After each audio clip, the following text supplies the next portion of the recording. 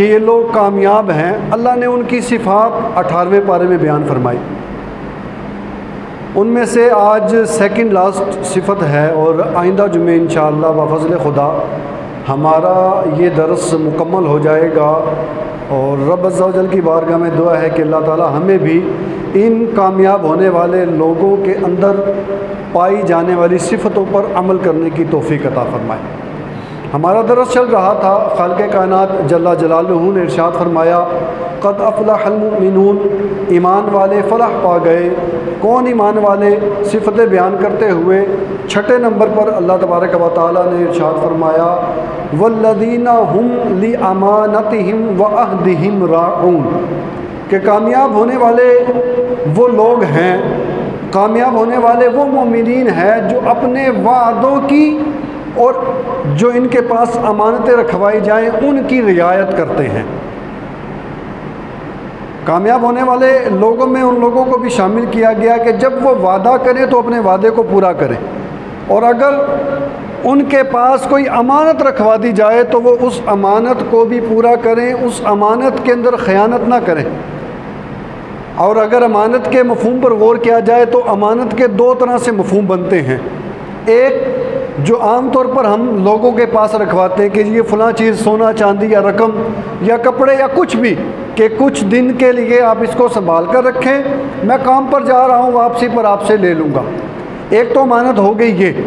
एक अमानत का मफ़हूम ये है कि अल्लाह तबारक व तआला ने हमें जो नेमतें अता की, मिसाल के तौर पर हमें आँख की नेमत अता की, ये भी अल्लाह ताला की तरफ से अमानत है। हमें कान की नेमत अता की, ये भी अल्लाह ताला की तरफ से अमानत है। हमें ज़बान की नेमत अता की, ये भी अल्लाह ताला की तरफ से अमानत है। हमें हाथों की नेमत दी, हमें चलने की नेमत दी, कदमों की नेमत दी, तो ये सारी की सारी अल्लाह ताला की तरफ से हमारी तरफ अमानत रखवाई गई चीज़ें हैं। अब इस अमानत का हक़ क्या है? इस अमानत का हक़ ये है कि बंदा आँखों से वो चीज़ें देखे कि जिन चीज़ों को देखने का रब ताला ने हुक्म इरशाद फरमाया। आँखों की अमानत का शुक्र ये है, आँखों की अमानत का हक़ ये है कि बंदा आँखों को उन चीज़ों के देखने से बचाए जिन चीज़ों को देखने से रब ने मना फरमाया। फिर कानों की अमानत अल्लाह ने अता की। कानों की अमानत क्या है कि कानों के ज़रिए उन बातों को सुने जिनको सुनने का रब ताला ने हुक्म इरशाद फरमाया। मसलन कानों के ज़रिए अल्लाह की हम्द सुने, कानों के ज़रिए अल्लाह का कलाम पाक उसकी तिलावत सुने, कानों के ज़रिए मुस्तफ़ा करीम की नातें सुने। इसी तरह फिर ज़बान की अल्लाह ने नेमत अता की, ज़बान अमानत के तौर पर अता की। ज़बान की अमानत का हक़ ये है, यानी इस अमानत की अमानतदारी कैसे पूरी होगी कि ज़बान के ज़रिए बंदा अच्छा बोले, ज़बान के ज़रिए बंदा अच्छाई बयान करे, ज़बान के ज़रिए बंदा अल्लाह की हम्द बयान करे, ज़बान के ज़रिए बंदा अल्लाह तबारक व तआला की नेमतों का ज़िक्र करे। और इसकी अमानत का हक़ ये भी है कि ज़बान के ज़रिए गंदी बातों को मुँह से ना निकाले, ज़बान के ज़रिए फ़ोहश बातें ना करे, ज़बान के ज़रिए किसी की दिल आज़ारी ना करे। इसी तरह बदन के दीगर अज़ा पर गौर करें कि अल्लाह ने इंसान को जो जो आज़ा दिए, अल्लाह ने इंसान को जो जो नेमतें अता की हैं, इंसान उन नेमतों का हक़ अदा करे। अब दूसरी अमानत की किस्म, जैसे मैंने शुरू में बयान किया, बंदा किसी के पास गिरवी चीज़ रखवा देता है या किसी के पास कोई चीज़ बतौर कर्ज़ रखवाता है कि मैं कुछ काम से जा रहा हूँ, काम से वापसी पर तुमसे ये चीज़ ले लूँगा। इसके बारे में खालिक़े कायनात अज़्ज़ा व जल ने इरशाद फरमाया कामयाब होने वाले वो लोग हैं कि जब उनके पास अमानत रखवाई जाती है तो वो उस अमानत में ख़यानत नहीं करते। जब उनके पास अमानत रखवाई जाती है उस अमानत को वो पूरा करते हैं, और जिस तौर पर अमानत रखवाई जाती है उसी तौर पर अमानत वापस देते हैं। महबूब करीम अलैहिस्सलाम ने इरशाद फरमाया, तुम मुझे 6 चीज़ों की ज़मानत दो, मैं तुम्हें जन्नत की ज़मानत देता हूँ। अर्ज़ किया या रसूलल्लाह वो 6 चीज़ें क्या क्या हैं? फरमाया पहली चीज़ ये है कि तुम मुझे सच बोलते रहने की ज़मानत दो, इस बात का पक्का यकीन कराओ कि तुम कभी झूठ नहीं बोलोगे, मैं मोहम्मद अरबी तुम्हें जन्नत की ज़मानत देता हूँ। दूसरी चीज़ फरमाया इस चीज़ की तुम ज़मानत दो कि जो तुमने वादे किए हैं तुम अपने वादों को पूरा करोगे, वादों को पूरा करना तुम्हारा तुम्हारा काम है, मैं तुम्हें इस बात की ज़मानत देता हूँ कि मैं तुम्हारा जन्नत में दाखिला फरमाऊँगा। तीसरी चीज़ फरमाया, तुम इस चीज़ की ज़मानत दो कि जो तुम्हारे पास अमानतें रखवाई जाएं, तुम उस अमानत में ख़यानत नहीं करोगे, तुम उस अमानत को अमानत के तौर पर ही रखोगे। मैं मोहम्मद अरबी तुमको अमानत रखने की बुनियाद पर जन्नत की ज़मानत देता हूँ। और अमानत को अमानत रखना किस कदर अहम है, सीरत मुस्तफ़ा से इसका पता चलता है कि जब हिजरत का आपको हुक्म हुआ, मुस्तफ़ा करीम सल्लल्लाहु अलैहि वसल्लम की ज़ात ऐसी है कि ऐलान नबूवत से पहले आप अरब के लोगों में सादिक और अमीन के नाम से मशहूर थे। हर एक बंदा जानता है, यानी आपके पास लोग अपनी अमानत रखवाया करते थे। अब कुफ़ार आपको कत्ल करने के दर पर हैं, कुफ़ार आपको शहीद करने के दर पर हैं।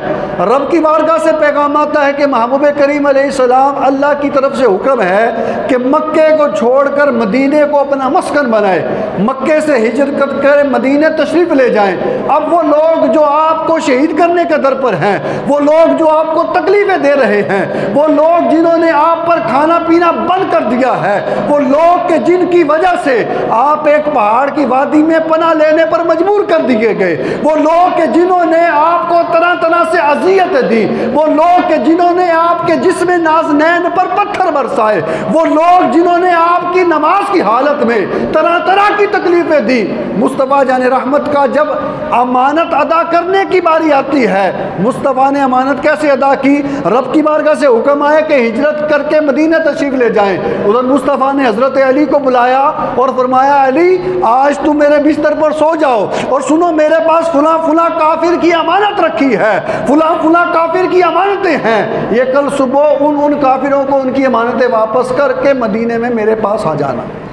अब देखिए अमानत किस कदर मुस्तफ़ा की सीरत से पता चल रहा है कि अमानत अदा करना किस कदर अहम है। जिन लोगों ने आपको कत्ल करने की साजिशें की, जिन लोगों ने मुस्तफ़ा जाने रहमत को शहीद करने की कोशिशें की, आपको तरह तरह से तकलीफ़ें दी, आपके सहाबा को भी तकलीफ़ें दी, अमानतें आपके पास मौजूद हैं, हिजरत करने का वक्त आया तब भी आपको ये ख्याल है कि जिन लोगों की मेरे पास अमानतें मौजूद हैं उनकी अमानत में ख़यानत ना हो, बल्कि उनकी अमानतें मैं सही तरीके से वापस कर जाऊं। और आज हमारे साथ मामला इसका उल्ट है।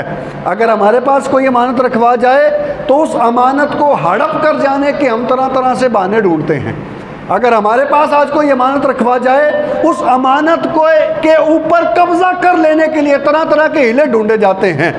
मुस्तफ़ा करीम सल्लल्लाहु अलैहि वसल्लम ने अपनी सीरत से इस बात को ज़ाहिर किया कि मुस्तफ़ा करीम सल्लल्लाहु अलैहि वसल्लम को जिन लोगों ने तकालीफ़ दी, उन लोगों की अमानतें आपके पास मौजूद हैं। किले फ़तह खैबर का मौका ले लीजिए। जंग खैबर जब लड़ी, जंग खैबर में मुसलमानों ने किले को घेरा हुआ था, किले के अंदर कोई नहीं जा सकता था और किले से बाहर भी कोई नहीं आ सकता था। इसी दौरान किले के अंदर से एक वो बंदा कि जो जानवरों को किराए पर चढ़ाया करता था, जानवरों को, बकरियों को उजरत लेकर, पैसे लेकर दूर दराज चराने ले जाया करता था, वो बंदा लोगों की, जो किले के अंदर काफिर मौजूद थे, उनकी बकरियां लेकर किले से बाहर निकलता है। किले से जब बाहर आया, सहाबा किराम के पास आकर कहता है कि तुम लोग क्या चाहते हो? ज़ाहिर जंग लड़ने तो ये नहीं आया था, एक चरवाहा था। साहबा से पूछा, तुम लोग क्या कहते हो, तुम क्या चाहते हो? इस किले का घेरा क्यों बना रखा है? साहबा ने बताया, जी हम अल्लाह के एक होने की गवाही देते हैं और किले वालों को भी इस चीज़ की दावत दे रहे हैं कि तुम भी अल्लाह के एक होने की गवाही दो। अब ये चरवाहा कहता, अच्छा क्या मैं तुम्हारे बादशाह से मिल सकता हूँ? क्या मैं तुम्हारे बादशाह से मिल सकता हूँ? साहबा ने कहा, वो बादशाह तो नहीं है हमारे, वो अल्लाह के नबी हैं, अल्लाह के पैगंबर हैं, और हाँ तुम हमारे बादशाह से मिल सकते हो। चरवाहा ने कहा, क्या मैं मिल सकता हूँ? वाकई मैं तो एक चरवाहा हूँ, मेरी कोई औकात नहीं, मैं तो एक गरीब नादार हूँ, रंग मेरा काला है और मेरे जिस्म से बदबू आती है, इसके बावजूद भी क्या मैं तुम्हारे बादशाह से मिल सकता हूँ? साहबा ने कहा, क्यों नहीं, ज़रूर मिल सकते हो।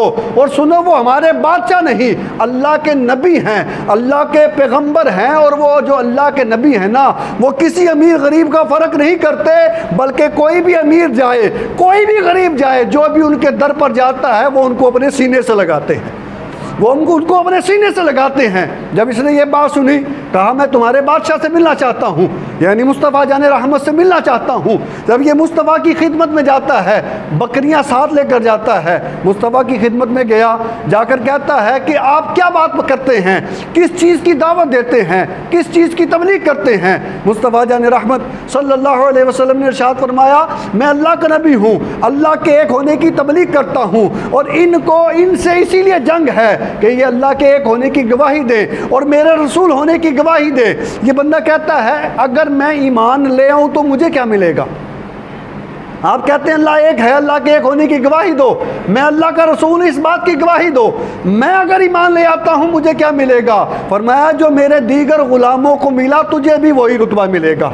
कहा मैं अगर ईमान ले आऊँ मुझे क्या मिलेगा? रंग का काला हूँ, जिस्म मेरा बदबूदार है, ज़ात मेरी चरवाहे की है, बकरियों को चराता हूँ, ईमान ले आता हूँ तो मिलेगा क्या? फरमाया अगर ईमान ले आएगा जो मेरे दीगर सहाबा को रुतबा मिला, मेरी नज़र में तेरा भी वही रुतबा होगा। कहने लगा ऐसी बात है? कहा हाँ। कहने लगा तो आप गवाह हो जाए, मैं अल्लाह के एक होने की गवाही देता हूँ। कलमा पढ़कर मुसलमान हो गया। कलमा पढ़कर जब मुसलमान हो गया, अमानत की बात करने लगा हूँ कि अमानत को पूरा करना किस कदर ज़रूरी है। मुस्तफ़ा ने अपनी सीरत से इस चीज़ को वाज़े किया। कलमा पढ़कर मुसलमान हो गया। अब सहाबा ने कई दिनों से किले खैबर को घेरा हुआ था, खाने पीने की कमी थी। अब ईमान ले आया, मुस्तफ़ा का ग़ुलाम बन गया। अर्ज़ की या रसूलल्लाह सल्लल्लाहु अलैहि वसल्लम, अब मेरे लिए हुक्म क्या है?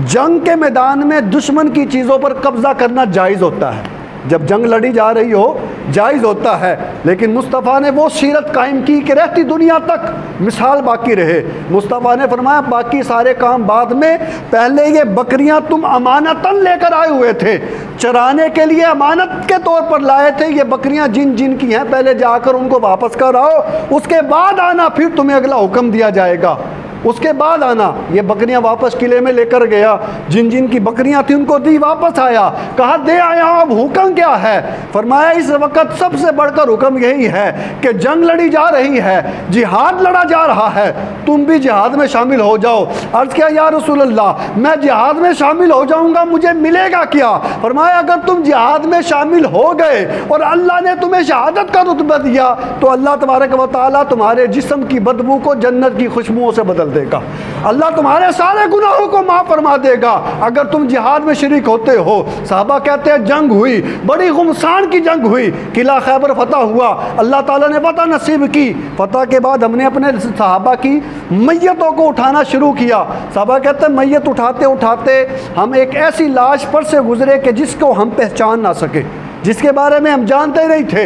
मुस्तफ़ा जान रहमत सल्लल्लाहु अलैहि वसल्लम ने जब उस बंदे को देखा, फरमाया मैं इसको पहचानता हूँ, ये वही चरवाहा है जो कुछ लम्हे पहले मेरा कलमा पढ़कर मुसलमान हो गया था, और मेरे सहाबा में देख रहा हूँ अल्लाह ने इसको कलमा पढ़ने की बरकत से, मेरी ज़ियारत की बरकत से और अमानत की अमानतदारी अदा करने की बरकत से, अमानत को पूरा करने की बरकत से इसको जन्नत में दाखिला अता फरमा दिया। मेरे सहाबा में देख रहा हूं अल्लाह ने अमानत पूरी करने की वजह से और मेरी गुलामी इख्तियार करने की वजह से इसके जिस्म की बदबू को जन्नत की खुशबुओं से बदल दिया।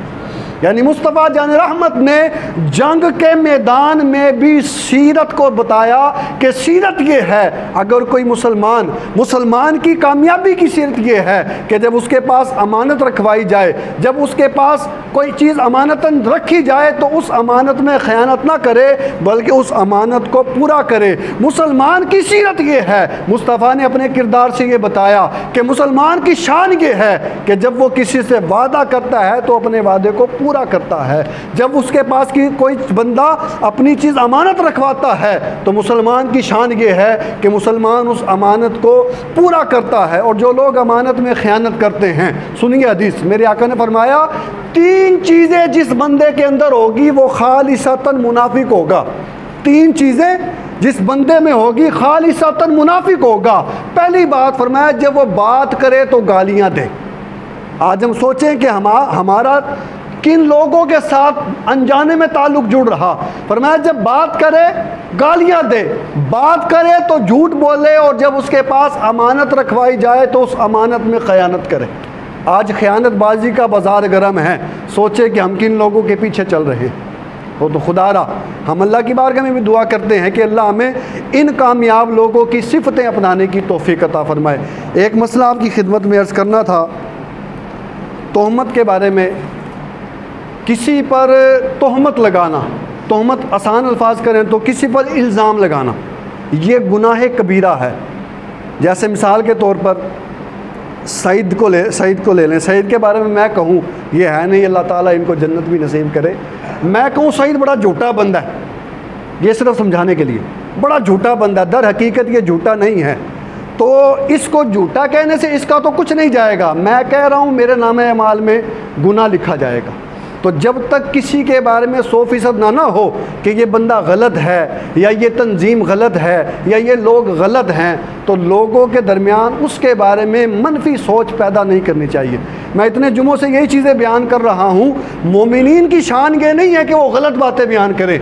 मोमिन की शान तो ये है कि अगर किसी मुसलमान भाई की बुराई ज़ाहिर भी हो जाए ना, वो तब भी उसकी बुराई पर पर्दे डालता है। और अगर मुसलमान भाई की बुराई पर पर्दे डाले, क़यामत में अजर क्या मिलेगा? अल्लाह फरमाएगा दुनिया में तू मेरे बंदे के ऐबों को छुपाता रहा, आज क़यामत में मैं तुझे रुस्वा होने से बचाकर जन्नत में दाखिल कर दूँगा। तो जब तक किसी के बारे में पक्की खबर ना हो जाए उस पर तोहमत नहीं लगानी चाहिए। पक्की खबर हो भी जाए, मिसाल के तौर पर मैं ही अपने ऊपर ही लेके आता हूँ, मेरे बारे में पता लगा जी कारी साहब झूठ मार देने, आप पूरी मस्जिद में ऐलान करो कारी साहब झूठ मार देने, क्या पूरी मस्जिद वाले मिलकर मुझे कुछ कर सकते हैं? नहीं। हाँ, मुझे डायरेक्ट आकर कहोगे ना कारी साहब आपकी ये बात पता चली है, अगर ऐसी है तो इसको दूर करो, तो मैं यकीनन उसको दूर करूँगा। जब तक वो बात मुझे नहीं पता चलेगी वो मेरे अंदर मौजूद रहेगी, भले आप पूरे पिंड में ऐलान कर दें। हाँ, अगर मेरे अंदर वो कमी है और आप मुझे बताओगे तो मैं इंशाल्लाह कमी को दूर करूँगा। ये सब बताने का मकसद ये है कि आपस में अगर हम बुराइयों पर मुत्तले हो ना, तो एक दूसरे से चैम गोई करने के बजाय डायरेक्ट उस बंदे से आकर कहो भाई आपकी मुझे ये बात समझ नहीं आई, अगर आप में ये बात है तो इसको ख़त्म करो। आप प्यार से कहोगे तो इंशाल्लाह वो बंदा उस बात को कबूल करेगा। और जो मैंने पहली बात बयान की कि लोगों में चर्चा करोगे उसको नहीं बताओगे, अब क्या होगा? अब वो बंदा इस बात पर और ज़्यादा दलेर हो जाएगा, वो कहेगा एक पिंड छोड़ के 2 पिंड जाके 10, मेरा की बिगड़ना। तो हम ये सीरत अपनाएं। मोमिन की शान ये है कि वो किसी के ऊपर इल्ज़ाम नहीं लगाता। मोमिन की शान ये है कि वो किसी पर तोहमत नहीं लगाता। मोमिन की शान ये है कि वो किसी की पीठ पीछे बुराई नहीं करता। मोमिन की शान ये है कि वो झूठ नहीं बोलता। मोमिन की शान ये है कि वो लोगों के दरमियान फसाद नहीं डलवाता फिरता। तो अल्लाह तबारक व तआला हमें अमल की तौफीक अता फ़रमाए। आमीन बिजाही नबी अमीन सल्लल्लाहु अलैहि वसल्लम।